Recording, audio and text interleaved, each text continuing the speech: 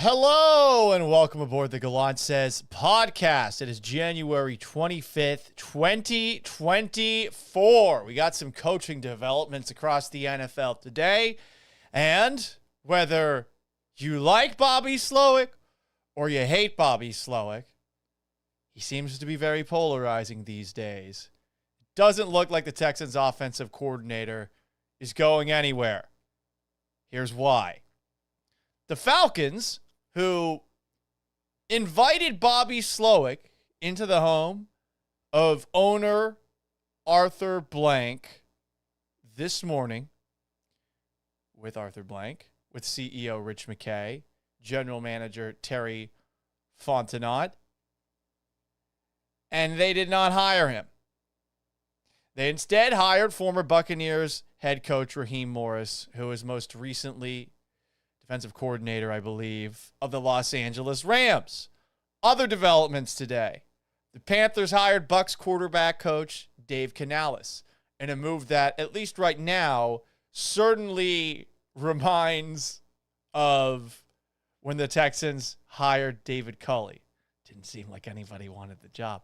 When the Texans hired Lovie Smith, didn't seem like anyone wanted the job, largely due to the public perception of the team, dealing with the fallout from the Deshaun Watson mess, dealing with the fallout from Bill O'Brien, dealing with the fallout from Jack Easterby. The Panthers situation now looks like the worst in the NFL. They just drafted, with the first overall pick, a quarterback in Bryce Young who's about me-sized. He didn't look great this past season. Is that the fault of Frank Reich? Is that the fault of his supporting cast? I don't know. Lots of excuses are being made for him. They don't have the first overall pick. The Chicago Bears do, because they traded that first overall pick to go and get Bryce Young. So Dave Canales, who was a quarterback coach with the Seattle Seahawks, quarterback coach most recently with Baker Mayfield and the Tampa Bay Buccaneers, he gets a crack. We wish him the best. Doesn't seem like that's a great place to be. And then the Chargers hired Jim Harbaugh. Can't believe that actually went down. He leaves Michigan after winning the national championship. He's got Justin Herbert. We'll see how much autonomy he has there. We'll see how long he lasts there. That means there are only two coaching gigs that are available, head coach, in the NFL. It's the Washington Commanders, who have interviewed Bobby Slowik. It's also, I guess, Eric Bieniemy is an outside chance of getting that gig. Lions offensive coordinator Ben Johnson seems like he makes the most sense, but I think the problem with Ben Johnson is that you got to wait until the season ends before you can dot your I's, cross your T's. And then you've got the Seahawks who are available. It does feel like if they are going to bring Pete Carroll into an advisory role, you want to have somebody who's worked with Pete Carroll before. Alignment. John Schneider, still the general manager there. Dan Quinn, I believe they were scheduled to have a second interview. Does feel like that's the very likely choice. I know a lot of Seahawks fans are pushing for Ravens defensive coordinator Mike Macdonald because of how good he is against Kyle Shanahan offenses. Obviously, we learned that the hard way on Saturday. The other hirings, the Patriots kept Gerard Mayo around. The Raiders kept Antonio Pierce. The Titans hired the very boring Brian Callahan away from the Cincinnati Bengals as offensive coordinator. I have no idea how any of these coaching jobs will go for any of these guys who are now hired. It does feel like everybody is assuming that Jim Harbaugh will be a success. No one knows, truly. Really hard to determine what makes a good and what makes a bad coaching candidate. Past experience. I mean, we'll see with Raheem Morris. He had past experience with the Bucs. It's been a while. He gets a second crack at it. But let's go back to the Houston Texans. For better or for worse, based off of all of the happenings today, it seems very unlikely that Bobby Slowik will be leaving C.J. Stroud. I like the continuity. I do. I know that there are moments where Bobby Slowik gets a little bit too cutesy. We saw it a couple of times against the Ravens. Seems like you saw it once a week over the course of the year. But it's clear that C.J. Stroud and he were on the same page, or at least got on the same page as the year went along. To go from him as offensive coordinator to another, I'm not scared that there was a possibility of a massive Mac Jones-esque regression like we saw in New England with another offensive coordinator. But you want to keep things going. And you want to make things as easy as possible for a young quarterback. So hopefully Slowik in his second year is better as an offensive coordinator. And obviously you're hoping for more growth from CJ Stroud, who was better than anyone could have expected this past season. My take with rookie quarterbacks is always, they're probably not the guy. You hope for the best. You cross your fingers. Stroud is much more than the guy. It'd be one thing if he looked like he could be a top 10 quarterback. He already, to me, seems like a top 5 quarterback. I'm sure some Ravens fans who love commenting on my posts these days would say, yeah, well, it's not better than Lamar Jackson. Which, okay, maybe he's not at this point in his career. I still would take CJ Stroud over Lamar Jackson. And that's not disrespect against Lamar Jackson, like a lot of you sensitive pussies seem to believe. But hey, you know, some people take everything extremely personally when it comes to the takes that you have about sports. That's just the way that it goes. Let's read some comments. YouTube.com/Paul Gallant, Facebook.com/Paul Gallant Sports, on Twitter @Gallant Says, Twitch.tv/Gallant Says. Virginia Buttonweed says, oi, on Twitch. Edgar Cortez says, finally some blab. Oh, yeah, there will be some more blabbing. Pablo Fernandez, Facebook.com/Paul Gallant Sports says, yo, my guy, what's good? Well, a little thing called life. That's what's good. Derek Gonzalez, since we're going to do a little Ask Gallant Anything today, asks the question, Texans against Patriots, who are you rooting for, honestly? Here's the weird thing. I experienced this back in 2018. I want to say it was the first game of the year. It was Patriots-Texans. And, I mean, it was still Tom Brady. It was still Bill Belichick. But I also was working on the morning show on the Houston Texans flagship with Mike Meltzer, with Seth Payne. And I found myself more angry about the Texans fucking up than the Patriots winning that game. Specifically, there was a moment where down 2 touchdowns, the Texans punted. The Patriots muffed the punt, but the decision to punt down 2 scores with 5 minutes to go was, in my opinion, as I termed it on the air, a beta bitch move. I don't think Bill O'Brien liked that descriptor for what he did. Christopher Holton asks, what do you think about resigning Jonathan Grenard? I think we should. Hopefully, I'm assuming you meant to say he can stay healthy. Look, he had 12.5 sacks this past season. Are you going to find that production in the draft? You might, but probably not. Are you going to find that production in free agency? You might, but that production might be based off of things that happened on another team in another system. You're hoping that he's going to take a hometown discount if you're the Texans general manager, the front office. I personally hope Jonathan Grenard gets paid, and paid a lot. You get 12.5 sacks in a contract year. I am so pro player on a front like that. You deliver in a contract year, I hope you get paid, even if it does mean that you go elsewhere. You know? You got to be cool about stuff like that. We want success for everybody. To go back to Bobby Slowik, Luis comments, personally, I'm in the pro Bobby Slowik camp, so I'm happy that he is staying and hopefully building on what we did this year. I think that Bobby Slowik praise got out of hand at times. Everyone was nervous he was going to leave for a head coaching job. And I think Bobby Slowik criticism got way out of hand at times as well. He's somewhere in between being the worst offensive coordinator in the NFL and being the best offensive mind that we've ever seen. But that's what sells these days. Hyperbole. Hot takes. You say outlandish things, you're going to set yourself apart.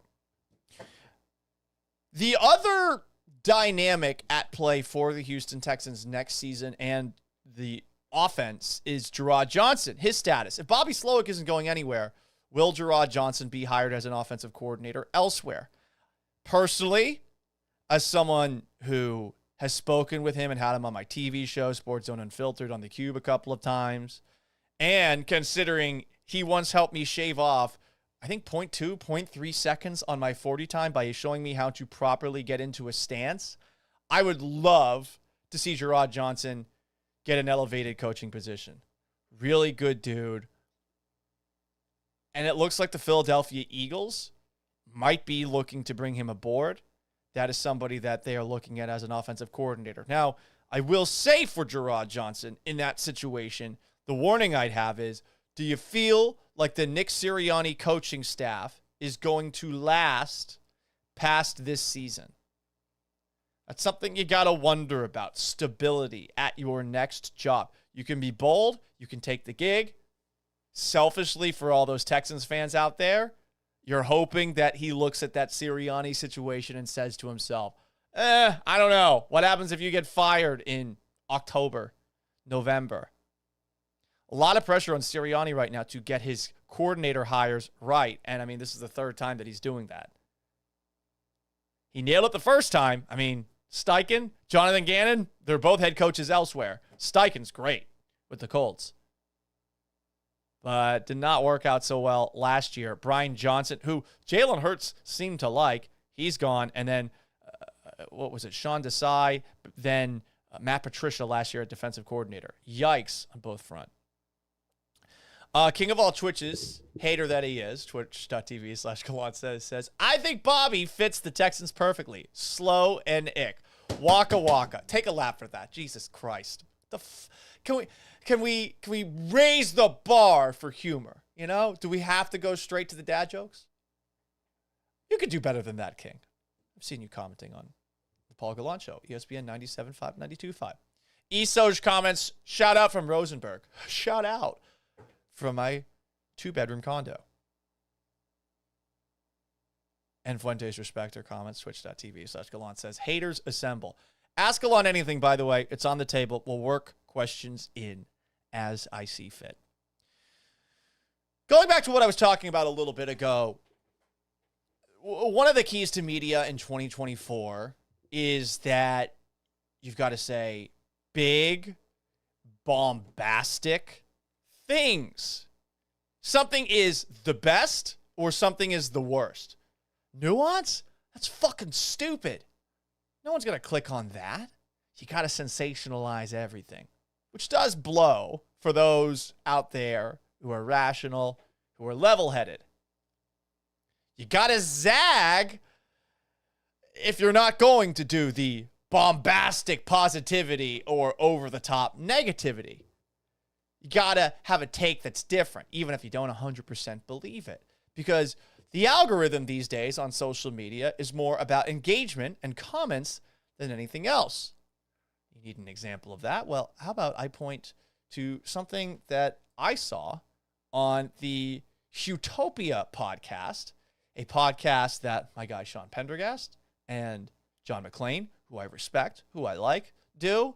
And John McClain had quite the hot take on one C.J. Stroud's rookie season. Let's take a gander. About CJ, I saw on ESPN saying he had the greatest season for a rookie quarterback. Well, no, he didn't. He ended up with 4,108 yards, 23 touchdowns, 5 interceptions. He was 10-7 as a starter. In 2004, Ben Roethlisberger was 13-0. They had 17 touchdowns, 11 interceptions. They were a predominantly running team, and he had 2,621 yards. But he helped them get the AFC Championship game, where they were upset at home by New England, and I covered it. And Andrew Luck in 2012, he went 11-5, threw for 4,374 yards and 23 touchdowns, same as Stroud, but he had 18 interceptions compared to Stroud's 5. John, do you think if you plunk 2023 C.J. Stroud on the 2004 Steelers that he goes 13-0 with that team? Sure, why not? Yeah, that's what I'm saying. Like you're saying great running game. You're saying Ben Roethlisberger had a better rookie year. Yeah, he won a bunch of games. He also had a bunch of Hall of Famers on the team with him. Like CJ's digging a team out of the muck whose best player was Dane. Sean, the voice of reason there. And John's not necessarily wrong here. But here's the deal. If you're gonna talk about how the rookie seasons for Andrew Luck or Ben Roethlisberger are better, you got to come with something better than quarterback wins, right? For example, okay, let's take a look at Andrew Luck and his rookie year. where in that season, we saw Andrew Luck do a lot of impressive things statistically. They did win 11 games, but I mean, you got to talk about everything else that he was able to do in that season. And in the 2012 year, I mean, they made the playoffs, but they didn't win in the playoffs. If you're going to talk about quarterback wins, are you going to tell me what happened in that first game against the Baltimore Ravens?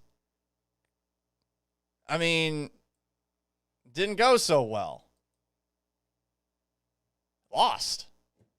And if you're going to talk about Ben Roethlisberger, okay, yeah, Roethlisberger made it to the AFC Championship game. You should bring that up if you're talking about wins. But, I mean, Roethlisberger, his rookie season, was nowhere near the Roethlisberger that we saw towards the end. But, again, you got to stand out. You got to zag. I'm not going to get mad at McClain for something like this. McClain gets the game. And I'm trying to get the game. But it's hard for me at times. People aren't looking for something that they agree with on the internet, or that makes them say, good point. You're looking for something to get angry about. Did that not make a lot of Houston Texans fans angry? It probably did. So I've been doing it in my own way of late. I've been doing it by trolling the shit out of Ravens and Lamar Jackson fans. It's been really interesting seeing the posts that I put up, specifically on YouTube, and the response that they have been getting from Ravens fans. Because if you watch the full clips, you'll see that I think Lamar Jackson's one of the best quarterbacks in the game. I've been a fan of Lamar Jackson since he was at Louisville. I'm even a fan of him, despite him playing for a Ravens team that historically I hate because they always gave my Patriots some issues.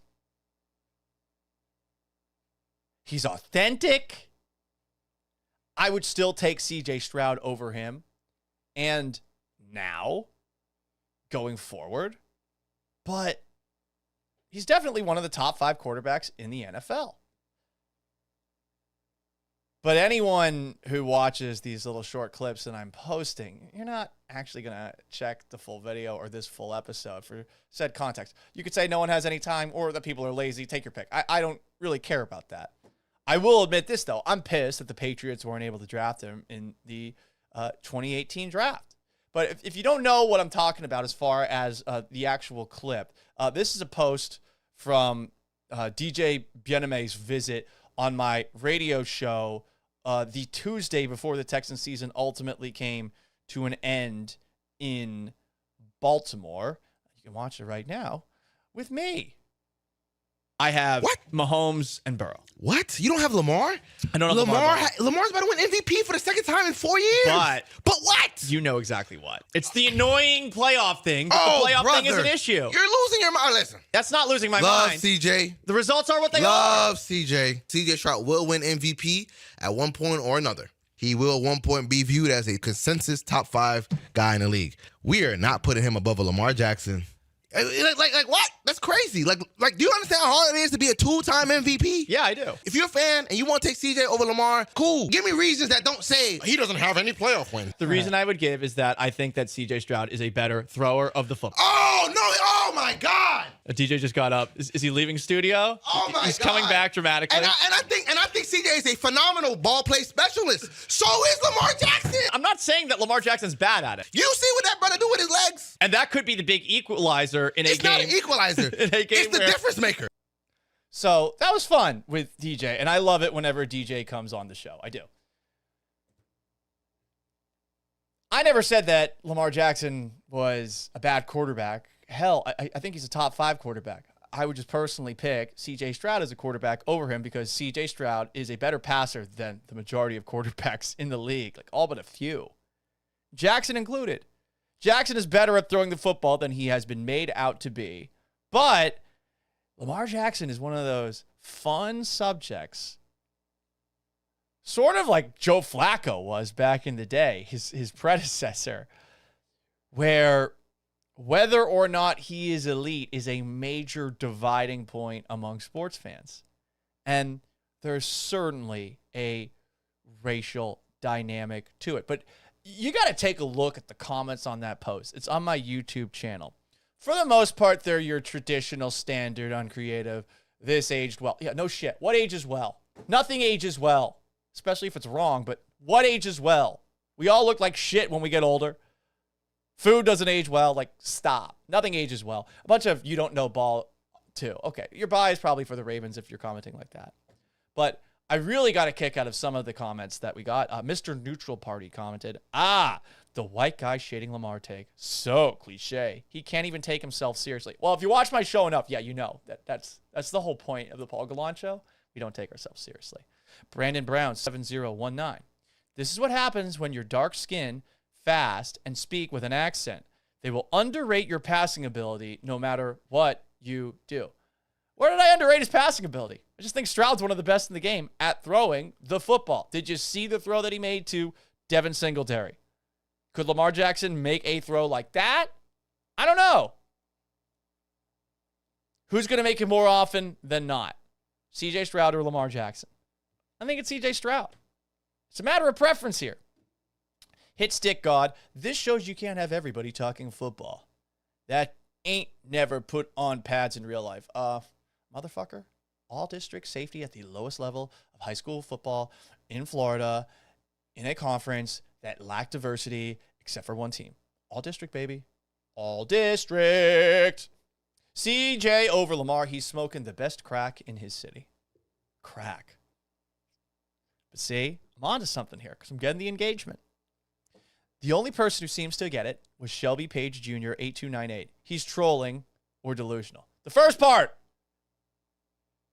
It's fun to get a rise out of people. Look at the passion I exuded from DJ Bien-Aimé there. It was great. This is what a master of radio does. There's certainly a racial component to Lamar Jackson discussion, though, as a couple of people are bringing up. And Luis says, yeah, isn't CJ Stroud also black? Yeah, I agree. He is. I don't see color, but I think he's black. I think Lamar Jackson's black.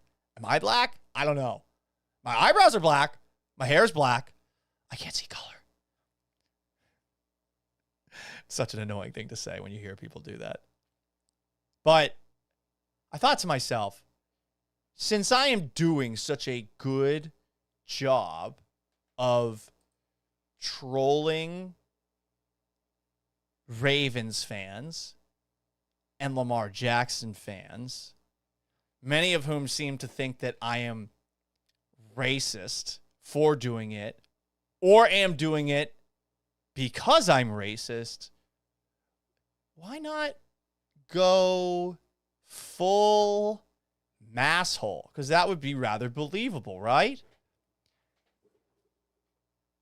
I got my Larry Bird jersey on.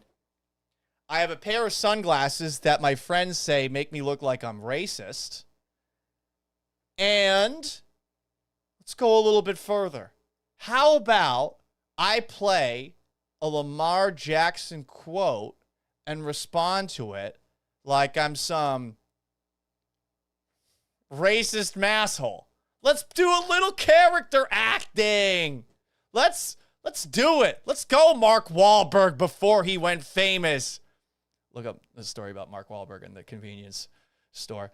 Here's Lamar Jackson with the take. Wait, hang on. I got to get in character with my Boston accent. Did you hear what Lamar Jackson said about going up against Patrick Mahomes? All right.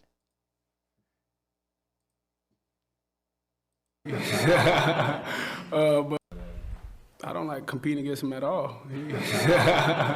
But yeah, I mean, he's a great quarterback. Definitely a Hall of Famer. It's not even it's a no-brainer. He's definitely a Hall of Famer. But it's just, I believe it's just two greats, up-and-coming greats, just going toe-to-toe. Okay. Actually, an honest quote from Lamar Jackson there, right? Yeah. I love that. Who wants to go up against good quarterbacks? No, you want to win. You would much rather play a shitty one.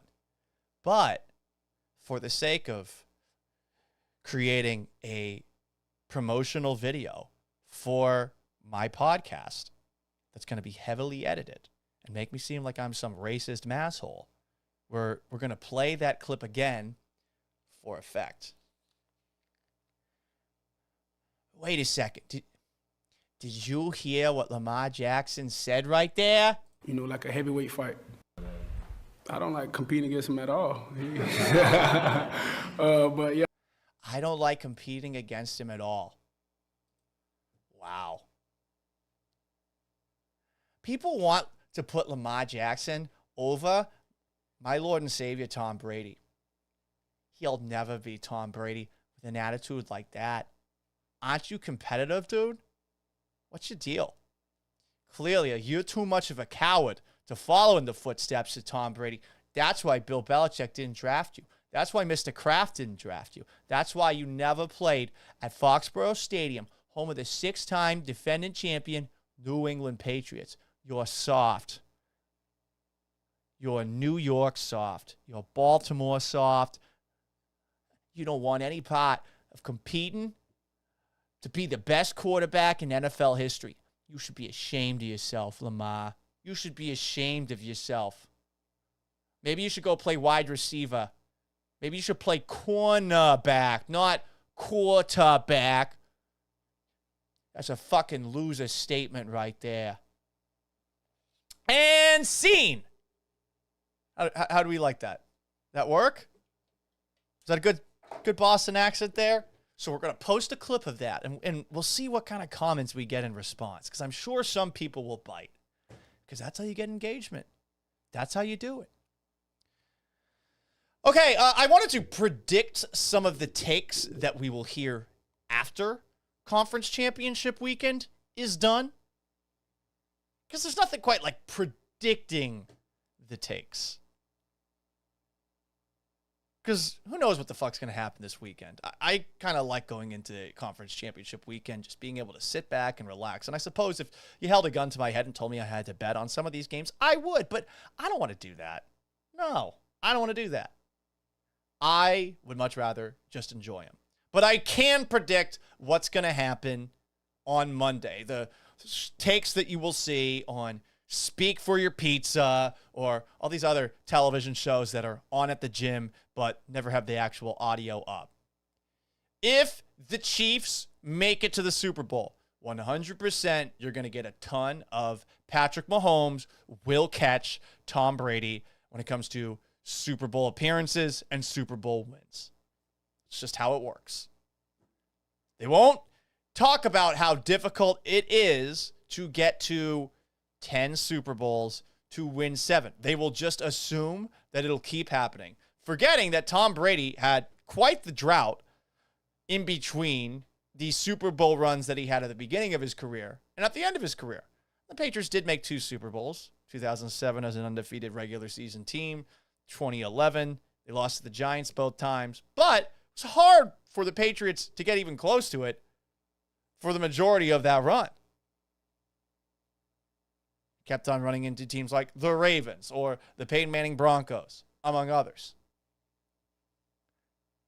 If Lamar Jackson loses on Sunday, you will definitely hear people that are less Southie than me saying that Lamar Jackson can't win the big one, which could also be said about the majority of quarterbacks in the AFC outside of literally just one, Joe Burrow, who was injured and didn't get to make the playoffs this year. It'll happen. Will it be fair? Probably not. But it'll happen. If the Lions win, everyone's going to feel good for the Lions, and you're going to actually hate Dan Campbell by the time the Super Bowl rolls around due to the overexposure. You will be so fucking sick of Dan Campbell. And it sucks because Dan Campbell seems like an awesome dude and somebody that you want to get a drink with, but you're going to be fucking sick of him. If the 49ers lose, you are going to hear more Kyle Shanahan. Great coach, can't win the big game. Maybe some Marty Schottenheimer comparisons get made. That's going to happen. More predicting just the hack, obvious takes that are going to be on all of your Speak for Your Pizza television shows on Monday. This is going to be my favorite one. If Brock Purdy wins, there will be talk about, one, how he was the real MVP, which will accidentally turn into a divisive and racist conversation online where there will be some black people mad about just the thought even being discussed. By the way, I agree with them. That would be fucking stupid to act like Brock Purdy is MVP if they make it to the Super Bowl. He played like shit against the Ravens towards the end of the year. And on top of that, he played like shit against the Packers. Absolute shit. He's looked terrible of late. But you will get some of that. Oh, is he the real MVP? Especially if Lamar Jackson loses. And on top of that, Tom Brady comparisons will be made, which is so fucking sacrilegious. But, oh, Brock Purdy, his second year. He made it to the Super Bowl. Oh, Brock Purdy, he's drafted the So there you go. To actually predict the games, here's what I think is going down. The line keeps on moving in the Ravens' favor for Chiefs and Ravens. The Ravens are 4-point favorites. I'm shocked by that. Steve Spagnuolo, the same guy who stopped the 2007 Patriots, has probably his best defense. And he is a 3-time champion as defensive coordinator. Twice with the Chiefs, once with the Giants. I wonder about the Ravens offense. The Texans had a good game plan against the Ravens offense in the first half. The problem was the offense could not hold up its end of the bargain. And when the Ravens finally figured out how to counteract all the blitzing, the Texans were dead. They were just dead in the water. They were tired. Their offense wasn't doing anything against that defense. Patrick Mahomes is a much, much, much more advanced quarterback at this stage than CJ Stroud and is the best quarterback in the NFL. This isn't a debate. Are you picking against Patrick Mahomes moving the ball against this defense? It's a great defense, no doubt. Chiefs receivers, not good. Travis Kelce, down near by his standards. We've also seen Mahomes struggle before in a big-time playoff game. Remember the Super Bowl against Tom Brady. It wasn't Mahomes' fault that they lost, but he was running for his life the whole game. Is the Ravens defense going to keep Mahomes in check? If they do, then whatever Steve Spagnuolo throws at Lamar Jackson might not matter, and the Ravens might figure it out by the end of the game. But if Patrick Mahomes and the Chiefs offense do what they've been doing for all of these years, then I think the Chiefs outright win this game. They're 4-point dogs. I'm picking KC to win. I'm picking them to cover. I'm not picking against Patrick Mahomes in the playoffs. I'm just not. Sometimes it's that simple. Then the late game, the NFC Championship game, the 49ers are 7-point favorites. I, for the life of me, do not understand that. And I know that the 49ers have all of the names. You have on offense, you have Brandon Ayuk, you have George Kittle, you have Christian McCaffrey. Defense, you have some names as well. But defensive line, it's not great. Lions got a pretty good offensive line. And do you really trust Brock Purdy after what you've seen from him recently? Especially if he doesn't have Deebo Samuel, which is a possibility. But we're recording this Thursday night, so for all I know, things change by that point in time. The 49ers should not be 7-point favorites. The Lions definitely cover. I am also picking them to win. So I think we're going to have a Chiefs-Lions Super Bowl. What do you think? You can join in, youtube.com/PaulGallant. You can also join in, twitch.tv/Gallant. Says, let's read some comments here. Doo-ba-doo-boo-wop. Be-doo-doo-doo-doo-doo-doo. La-la-la-la-la. La la la la la la la la.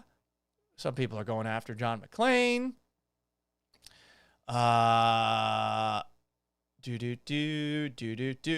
More comments. Yeah, not a lot of response to this. Okay, maybe we'll move on to the next topic. Oh, here we go. We got Infuentes Respecter. I feel bad for Shanahan, he says at twitch.tv/Gallant says. Get the feeling no matter what, he's going to come up short this year. He needs a real quarterback. But weirdly, he doesn't want a real quarterback. Does he end up with Kirk Cousins? They were trying to get Tom Brady this offseason, it seems like. Forever Royal comments. I got Baltimore winning 63-19. I wouldn't hate that because I am a little bit terrified of the possibility of the build-up to the Super Bowl with Travis Kelce and Taylor Swift. Like, I don't want more of that. I don't want more of that. I really don't. Louise says, this is 49ers versus Ravens. Don't you know that the Super Bowl is scripted? Get out of here with that stupid fucking TikTok video that one chick put out. Nope. It's giving 49ers Ravens. Shut the fuck up. What does giving mean? A lot of NFL teams have red. Only a few have purple. So, okay, maybe the purple and the red, maybe that is it. But no, I'm not doing that. If that ends up being it, I'm going to be really annoyed. Very, very, very annoyed. And Fuentes Respector comments, imagine if Lamar had to face the Ravens defense, how it would go. I don't think it would have gone well, but at the same time, Lamar can run. There's still Patrick Queen. There's still Roquan Smith. I actually am very curious as to how he'd go up against two big-name linebackers who would largely be, I would imagine, chasing him all game. People act like Lamar versus the Texans defense and Stroud versus the Ravens defense is the same difficulty. Continues N. Fuentes Respector. I agree with you there. Cooper, Texas says, Red Bar is watching. Who is Red Bar? I don't know who that is. I do not know who that is. All right, guys. Let's talk some politics. Politics. We're going to do that from time to time on this show. We'll try to keep it towards the back for those who don't want to hear it. I am of the belief that all politicians suck. I don't care which side of the aisle they're on. Fuck them all until they earn my trust, and that's just generally not possible for people who are extremely duplicitous and do anything they can to cling on to whatever power they can get and use their power to get as much money as they can get. Insider trading, etc. But there's another reason that we shouldn't treat politicians like human beings, especially the tenured ones. They have no honor. And we saw that. Another couple of examples of it this week. Now, I used to live in Florida, and I actually thought that Ron DeSantis did a pretty good job on the outside looking in. Of course, I was living up in Seattle, running the state of Florida, a place that I escaped to a couple of times during the pandemic. It was normal. He's got some things I don't agree with. I think most politicians are like that. But he didn't lose his mind during the pandemic, and I was in a state that did lose its mind during the pandemic. I think because of how well Florida went during the pandemic, people actually thought, oh, this actually might be a person that we can nominate on the right side of the aisle. But the reality is, no conservative was ever going to run a successful bid to beat Donald Trump. Just not going to happen.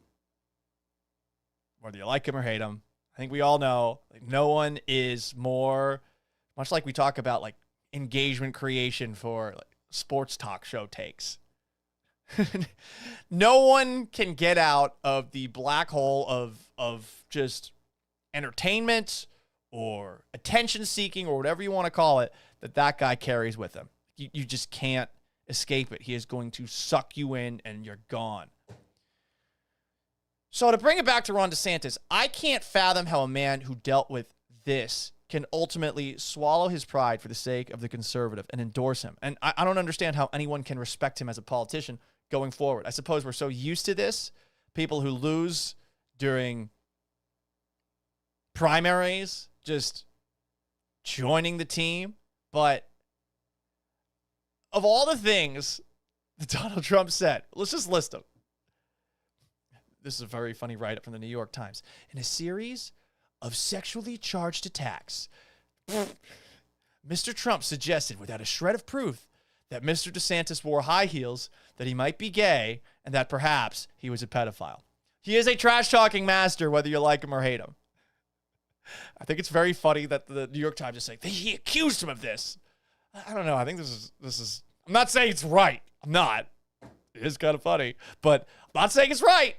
I'm just saying, like, I don't know that that's like an actual accusation or an actual charge. I think it's just talking shit. In a news release, Trump cast doubt on DeSantis' masculinity, saying that he walked around like a 10-year-old girl who had just raided her mom's closet and discovered heels for the first time. That might be in reference to the fact that some people believe that he was wearing those kind of boots that elevate you. He promised that intense national scrutiny would leave Mr. DeSantis whining for, quote, mommy, end quote. And again, this is a guy, Donald Trump, that Ron DeSantis would go on to endorse. Even better is the roasting that came from the people that were on Trump's staff. Stephen Chung, who used to be a PR operative for UFC, was the one who, I guess, put that statement out about DeSantis being a 10-year-old girl who had raided her mom's closet, and went a little further, calling DeSantis a desperate eunuch, wondered why Mr. DeSantis would cuck himself in front of the entire country, and accused him of searching for new sugar daddies to fund his campaign. He called DeSantis a disloyal dog. So that's his running. That's the guy who's running the show behind the scenes for Trump. I wonder how much that pays. That's got to be a fun job, right? Just talk shit. Trump's going to pay you to talk shit about insert politicians. I mean, forget whether or not you like Trump. Would you not love to be paid to just shit on a random politician that's going up against your, I guess, meal ticket? It would be fun, I think. Some of the things that Trump has called Ron DeSantis, Ron DeSanctimonious, pudding fingers. They were workshopping, I guess, Meatball Ron. They were workshopping Tiny D. And at the end, Trump called DeSantis' presidential campaign one of the greatest self-destructions he's ever witnessed. So you think with all that said, like, if DeSantis has a shred of self-respect, he's just going to try to stay out of the election. But of course, he's got to keep his, voters in Florida happy, especially the ones who are Trump supporters. So he bends the knee, despite Trump basically stuffing him in a locker and giving him a swirly verbally over and over and over again. And how can you respect a politician who does that? And so many of them do this. Here's the statement that DeSantis put out after endorsing Trump this week. It's clear to me that a majority of Republican primary voters want to give Donald Trump another chance. I signed a pledge to support the Republican nominee, and I will honor that pledge. What if the guy's an asshole to you? He has my endorsement because we can't go back to the old Republican Guard of yesteryear, a repackaged form of warmed-over corporatism that Nikki Haley represents. While I've had disagreements with Donald Trump, Trump is superior to the current incumbent, Joe Biden. That is clear. Whether right or wrong, like imagine doing that after this guy's just been trying to embarrass you for months, years. And then at the end, I mean, this is my favorite part of it. At the very end, Trump says this. Trump struck a more conciliatory tone late Sunday during a rally in Rochester, calling DeSantis a really terrific person. I also look forward to working with Ron to win the general election. And about Ron DeSanctimonious, I said the name is officially retired. So he just walks it back. But again, that's Trump. You kind of expect it. And DeSantis just takes it, and now he's endorsing him. I'm sorry. What a pussy move. And we've seen this before from Ted Cruz. Remember what Trump said about Ted Cruz? Single biggest liar. Lying Ted Cruz. I'm going to spill the beans on your wife, lying Ted Cruz. He accused Cruz's father of being involved in the JFK assassination. He said as his campaign was done, he may have ruined his political career. Cruz along the way called him a pathological liar. I am not in the habit of supporting people who attack my wife and attack my father. He ends up endorsing him weeks later and endorsed him again. And for the sake of being fair and balanced, I'm going to give you some gold here. We attack the right. We'll attack the left here because all politicians are fucking terrible. Let's talk about Hillary Clinton. Did you see this tweet? Jesus Christ. Greta and Margot. Well, it can sting to win the box office, but not take home the gold. Your millions of fans love you. You're both so much more than Knuff. Hashtag Hillary Barbie. Jesus Christ. Jesus Christ. Who let her tweet that? And we talk about people that don't have respect for themselves. One of the things that I can't get out of my head when it comes to Hillary Clinton and her running for office, whether or not she's qualified, how do you let your husband getting blown in the White House by an intern slide? In 1998, when that all came to light, this is what she said. She said it was a right-wing conspiracy trying to undo the results of 2 elections. She said her husband was a generous person. Anyone who knows my husband knows that he is an extremely generous person to people he knows, to strangers, well, to anybody who's around him. When asked if it's possible that he gave gifts to Monica Lewinsky, Hillary Clinton, I think it's possible, of course, because if you know my husband, you know that he is somebody who will, say, how would you like this? I mean, I've seen him take his tie off and hand it to somebody. Oh, he's Jim Nance here. And then in 2022, there was a documentary about her life called Hillary, premiered in 2020. She said she was devastated by the affair. She could not believe it. Well, it seems like you were fine with it then. She opposed the impeachment, but said that the gutsiest decision of her own life was her decision to remain in her marriage. People thought she was going to win the female vote, but she doesn't even have the balls to leave her husband who's getting blown by an intern or fucking an intern. But girl power. She's going to be the first woman president. People believe that. It's crazy. All politicians suck, and none of them have any self-respect. And I suppose that we should respect him for that. Speaking of puppets, like DeSantis, like Cruz, I want to talk about something as part of a little thing that we're going to call Throwback Thursday. I like history. For those who listen to my radio show, you probably hear me go off on historical tangents from time to time. Today is January 25th, 2024. Did you know that on January 25th, 1942, there was another country that declared war on the United States? Thailand. Did you know we were at war with Thailand in World War II? It's got to be pretty easy to declare war on somebody if you're that far away and you're Thailand. Does anyone take you seriously? When war broke out in September of 1939, Thailand declared neutrality, which angered France and England because they had colonies around Thailand. But then Thailand started cozying up with Japan, wanted to have a bigger Thailand that would be part of Chinese territory, which Japan was invading. So after France fell to Germany, Thailand said, you know what, fuck it. We're going to redraw the borders of French Indochina. The Vichy government, which was the puppet government that the Nazis had in power after they overtook Paris, didn't want to do this. So Thai troops crossed into French Indochina and battled French troops. And Japan, who they had cozied up to, stepped in and forced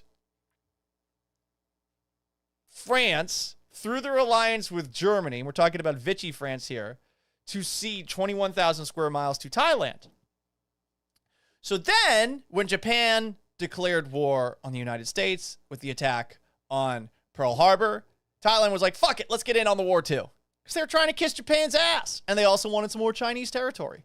So we were at war with Thailand in World War II.